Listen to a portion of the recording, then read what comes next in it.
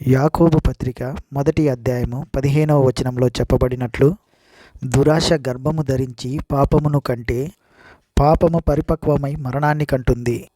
పాపము వలన వచ్చే జీతము మరణము. అందుకే గలతీ పత్రిక 6వ అధ్యాయము 7-8వ వచనాలు అంటుంది, మోసపోవద్దు, దేవుడు వెక్కిరించబడడు. మనిషి ఏది విత్తితే అదే పంట కోస్తాడు. శరీరేచ్ఛలను బట్టి విత్తేవాడు తన శరీరము నుండి క్షయమనే పంట కోస్తాడు. ఆత్మను బట్టి విత్తేవాడు ఆత్మ నుండి నిత్య జీవమనే పంటను కోస్తాడు. ఇది సార్వత్రికమైన ప్రకృతి నియమం. అలాగే పాపం కూడా. జీవిస్తున్నాడు అనే పేరు మాత్రం ఉంటుంది, కానీ అతడు మృతుడే. ఎఫెసీ పత్రిక 2వ అధ్యాయము 1-2 వచనాలలో పౌలు పాపిని గురించిన వాక్చిత్రం మన ముందు ఉంచుతున్నాడు. మీరు పాపముల చేత అపరాధముల చేత చచ్చిన వారై ఉండగా ఆయన మిమ్ములను బతికించాడు, క్రీస్తుతో కూడా బతికించాడు. మునుపు మీరు ప్రపంచ ధర్మము చొప్పున నడుచుకున్నారు. పాప రోగం మాత్రం వంశపారపర్యంగా వస్తుంది అనేది నగ్న సత్యం. పాపులు కనే సంతానం కూడా పాపులే. జనాభా వృద్ధి అవుతుంది అంటే పాపుల సంఖ్య కూడా వృద్ధి అవుతుంది అని గ్రహించాలి. విద్య చేత, నాగరికత చేత మానవ స్వభావం మారదు. యేసు తన స్వభావం నీకిచ్చి నీ పాప స్వభావాన్ని ఆయన తీసుకున్నాడు. అలాగే మన పరమ వైద్యుడు మానవులను ఉద్దేశించి అంటున్నాడు, నీతిమంతుడు లేడు, ఒక్కడూ లేడు. మనుషులందరూ పాపం చేసి దేవుడు అనుగ్రహించే మహిమను పొందలేకపోతున్నారు. మనలను తన దగ్గరికి రమ్మని యేసు పిలుచుచున్నాడు. పాప కుష్టి రోగిని ఆయన ముట్టి బాగు చేస్తాడు. యెహోవా కనికరము, దయ, దీర్ఘశాంతము, విస్తారమైన కృపా సత్యములు గల దేవుడు. ఆయన 1000 మందికి కృపను చూపుతూ దోషమును, అపరాధమును, పాపమును క్షమిస్తాడు. గాని ఆయన ఏమాత్రమును దోషులను నిర్దోషులనుగా ఎంచక 3-4 తరాల వరకు తండ్రుల దోషాన్ని కుమారుల మీదికి రప్పిస్తాడు. ఈ మాట పాత నిబంధనలోనిది అంటారా? కొత్త నిబంధన దేవుని దీర్ఘశాంతాన్ని గురించి ఏమంటుంది? పేతురు 3వ అధ్యాయము 9వ వచనము, కొందరు ఆలస్యమని ఎంచుకున్నట్లు ప్రభువు తన వాగ్దానాన్ని గురించి ఆలస్యం చేసేవాడు కాదు గాని, ఎవడూ నశించాలని ఇచ్ఛయింపక అందరూ మారు మనసు పొందాలని కోరుతూ మీ ఎడల దీర్ఘశాంతము గలవాడై ఉన్నాడు. దేవుడు కూడా పాపుల విషయమై ఎంతో దీర్ఘశాంతము వహిస్తున్నాడు. రోమాపత్రిక 11వ అధ్యాయము 32వ వచనము, అందరి ఎడల కరుణ చూపాలని దేవుడు అందరినీ అవిధేయతా స్థితిలో మూసివేసి బంధించి ఉన్నాడు. అవును, అంతిమ తీర్పు వరకు వారిని కడగా ఉంచాడు. దేవుడు వీరిని అటూ ఇటూ కదలనీయడు. వీరిని నిర్బంధంలో ఉంచాడు. మనం దురుసుగా తొందరపడి తీర్మానాలు చేస్తాము, తీర్పు తీరుస్తాము. అది తప్పు. నిదానించాలి. 1 తిమోతి 5వ అధ్యాయము 19వ వచనము, 2-3 సాక్షులు ఉంటేనే కానీ పెద్దల మీద దోషారోపణ అంగీకరించవద్దు. కడవరి దినాలలో నిరాధారమైన నేరారోపణ చేసే అన్యాయస్తులు బయలుదేరి ఉన్నారు. చాడీలు చెప్పే వారిని దూరంగా ఉంచాలి. వారి మాటలు వెంటనే నమ్మేయకూడదు. యేసు ప్రభువు అనేక మంది శరీర కృష్టును తొలగించాడు. ఆధ్యాత్మిక కృష్టును ఉద్దేశించి నీ పాపాలు క్షమించబడినయి అంటూ హామీ ఇచ్చాడు. యేసు ప్రభువు అలా చేయటానికి, పాపాలు క్షమించటానికి అధికారం ఉన్నది. లూకా సువార్త 5వ అధ్యాయము 21వ వచనంలో శాస్త్రులు, పరిసయ్యులు అనుకున్నారు, దేవుడు ఒక్కడే తప్ప పాపములు ఎవరు క్షమించగలరు? అవును, యేసు దేవుడే, సందేహం లేదు. ప్రభు శక్తి అలాంటిది. పాపములు క్షమించడానికి భూమి మీద కుమారునికి అధికారం ఉన్నది. భక్తుడు ఆధ్యాత్మిక కుష్టి రోగులు ఎలా ఉంటారో వర్ణిస్తూ అన్నాడు, కుక్క తన వాంతికి తిరిగినట్లు, కడగబడిన పంది బురదలో దొర్లాడినట్లు అనే నిజమైన సామెత చొప్పున సంభవించింది. అనగా వీరు అపవిత్రులు, అవినీతిపరులు, ఆధ్యాత్మిక కుష్ఠరోగులు. కొందరు బరితెగిన పాపులున్నారు. వీరు పాపంలో జీవిస్తున్నారని అందరికీ తెలుసు. హంతకులు, దొంగలు, తాగుబోతులు బహిరంగంగా తాగుతారు.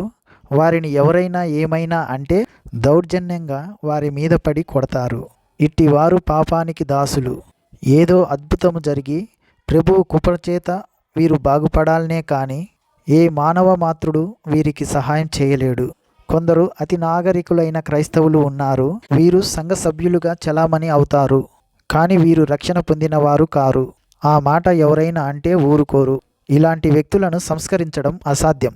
ఆధ్యాత్మిక కుష్ఠరోగులు సంఘాలలో ఉండవచ్చునేమో, రక్షించబడలేనంత పాపి ఎవరూ ఉండరు. యెషయా 1 అధ్యాయము 5వ వచనము.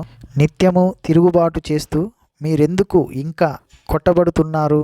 ప్రతివాడు నడినెత్తిన వ్యాధి కలిగి ఉన్నాడు, ప్రతివాని గుండె బలహీనమైనది. ఈ మాటలు అంటూ పరమవైద్యుడు పిలుస్తున్నాడు. యెషయా 1 అధ్యాయము 13వ వచనము. రండి, మనము వివాదము తీర్చుకుందాము. మీ పాపములు రక్తము వలె ఎర్రనివైనా అవి హిమము వలె తెల్లబడతాయి, కెంపు వలె ఎర్రనివైనా అవి హిమము వలె తెల్లనివవుతాయి. ఆదికాండము 6వ అధ్యాయము 12వ వచనము ఏమంటుంది? భూమి మీద సమస్త శరీరులు తమ మార్గమును చెరిపివేసుకున్నారు. శరీరము మంచిది కాదు, శరీరం కేవలం నిష్ప్రయోజనమైనది. యోహాను సువార్త 6వ అధ్యాయము 43వ వచనము. అపోస్తులుడైన పౌలు రోమాపత్రిక 7వ అధ్యాయము 18వ వచనంలో, 1 కొరింథీ 1 అధ్యాయము 29వ వచనంలో, 15వ అధ్యాయంలో అంటున్నాడు, నా యందు అనగా నా శరీరమందు మంచిది ఏది నివసించదని నేనెరుగుదును. ఏ శరీరీ దేవుని యందు అతిశయించటానికి ఆస్కారము లేదు. రక్తమాంసములు దేవుని రాజ్యమును స్వతంత్రించుకొన నేరవు. ఎఫెసీ పత్రిక 2వ అధ్యాయము 3వ వచనము. శరీరము యొక్క మనసు యొక్క కోరికలను పూర్వం మనము నెరవేర్చుకున్నాము. మన శరీరాశలను అనుసరించి మునుపు ప్రవర్తించాము, దైవోగ్రతకు పాత్రులమై ఉన్నాము. ఫిలిప్పీ పత్రిక 3వ అధ్యాయము 3వ వచనము. శరీరమును ఆస్పదము చేసుకొనక దేవుని ఆత్మ వలన ఆరాధించాలి. యూదా 23వ వచనము. శరీర సంబంధమైన వారి అపవిత్రన ప్రవర్తనకు ఏ మాత్రమును ఒప్పుకొనకూడదు. విశ్వాసి యందు శరీరానుసారమైన మనసు కనబడితే దేవుడు దానికి తీర్పు తీరుస్తాడు. శరీరానుసారమైన మనసు దేవుణ్ణి సంతోషపెట్టజాలదు. విశ్వాసి యందు పరిశుద్ధాత్మ ఉత్పత్తి చేసేది ఏదో అదే దేవునికి ఆమోదయోగ్యమైనది. సోదరీ సోదరులారా, పాత పాపాలు మనిషిలో తిరిగి తలెత్తుతాయి. కొత్తగా రక్షణ పొందినవాడు ఈ చెడు అలవాట్లు మానుకుంటాడు. కానీ కొన్ని సంవత్సరాల తరువాత ఆ పాత అలవాట్లు తిరగబడతాయి. దాన్ని బట్టి కొందరు అసలు అతను రక్షణ పొందినవాడేనా అని ప్రశ్నించవచ్చు. లేదా అతడు రక్షణ పొందినవాడైనప్పటికీ పాత స్వభావం నేను ఉన్నాను అంటూ తలెత్తవచ్చు. ఈ విషయం జాగ్రత్తగా పరీక్షించాలి. రుజువు లేనిదే ప్రకటనలు చేయకూడదు. కొందరు తాగుబోతులున్నారు, రక్షణ పొందాక బలవంతాన ఫల్లబింకంతో వాటిని మానేస్తారు. ఆ వ్యక్తిని మనము విమర్శించి ఎండగట్టవచ్చు, కానీ దాని వలన అతనికి మేలేమి జరగదు. అతని స్థితిని జాగ్రత్తగా పరిశోధించాలి. అతని ఆధ్యాత్మిక కుష్టు నిజమైనదా కాదా అని పరిశోధించాలి. ఆ కుష్టుకు చికిత్సను సూచించాలి. అతనికి ఒక రక్షకుడు ఉన్నాడు, అతడు ఆ రక్షకుని వైపు మరలాలి. అంతేకాని అతన్ని విమర్శించి నిలువు కోత కోసినంత మాత్రాన ఎట్టి ప్రయోజనము ఉండబోదు. అది ఆధ్యాత్మిక సంప్రదింపు కానే కాదు. యేసు క్షమాపణను అతనికి పరిచయం చేయాలి, అంతేకాని అతన్ని విమర్శించకూడదు. సోదరీ సోదరులారా, గమనించారా? బైబిల్ స్పష్టంగా చెప్పుచున్నది, శరీర స్వభావాన్ని, శరీరానుసారమైన మనసును జాగ్రత్తగా పరీక్షించాలి. రోమాపత్రిక 6వ అధ్యాయము 19వ వచనంలో అపోస్తులుడైన పౌలు అంటున్నాడు, మీ శరీర బలహీనతను బట్టి మనుష్యరీతిగా మాట్లాడుతున్నాను. ఏమనగా అక్రమము చేయుటకై అపవిత్రతకు అక్రమముకు మీ అవయవములను దాసులుగా ఎలాగూ అప్పగించారో అలాగే పరిశుద్ధత కలుగుటకు ఇప్పుడు మీ అవయవములను నీతికి దాసులుగా అప్పగించండి. మరో చోట పౌలు అన్నాడు, 1 కొరింథీ 9వ అధ్యాయము 27వ వచనం, గాలిని కొట్టినట్లు నేను పోట్లాడడం లేదు, కానీ ఒకవేళ ఇతరులకు ప్రకటించిన తరువాత నేనే భ్రష్టున్నైపోతానేమోనని నా శరీరమును నలగొట్టి దానిని వశపరుచుకుంటున్నాను. సోదరీ సోదరులారా, శరీర సంబంధమైన మనసు దేవునికి విరోధం. ఈ మనస్సు మీద మొటిమలు లేస్తాయి. వాటిని జాగ్రత్తగా గమనించండి, పసికట్టండి. శరీరానుసారమైన మనస్సు దేవునికి విరోధం. దానిని మనము సమర్థించకూడదు.